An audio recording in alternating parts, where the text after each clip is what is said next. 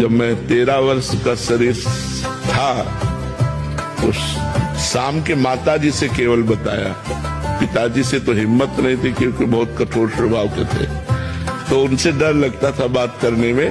तो माताजी से कहा कि माताजी हम कल बाबा जी बन जाएंगे। बाबा जी बन जाएंगे। उन्होंने विनोद समझा तो हमारी बात बन गई, क्योंकि उन्होंने विनोद समझा। अगर सीरियस समझती तो रो देती या कुछ हमको आदेश करती, और उन्होंने विनोद समझा तो ध्यान ही नहीं दिया। भगवान ने हमारी बात बना दी। सब सो रहे थे, उठे, पिताजी को मानसिक प्रणाम किया, सैया पर थे, माताजी को प्रणाम किया, भाई बहनों को हाथ जोड़ा, और एक छोटी सी गीता और एक चटाई और वो एक लोटा उतना लेकर बस वो घर से भागे।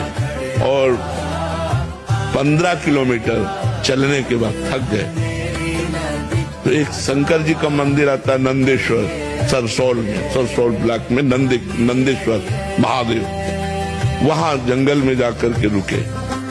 अब जब 12 बजे भूख लगी, क्योंकि सुबह से कुछ न कुछ घर में मिल जाता था, अब सुबह तो मिला नहीं, चलते चले आए। अब दोपहर के 12 बज गए, भूख लगी, तो पहली बार हमारे मन में प्रश्न उठा कि कैसे जीवन निर्वाह होगा, जीवन निर्वाह कैसे होगा, कहाँ रहेंगे, कहाँ जाओगे। तुरंत हम कहा ये तो हमको परास्त कर देगा प्रश्न। तुरंत उनका भगवान जैसे रखेंगे, हम भूखों मर जाएंगे लेकिन घर नहीं जाएंगे, हर कष्ट सहेंगे।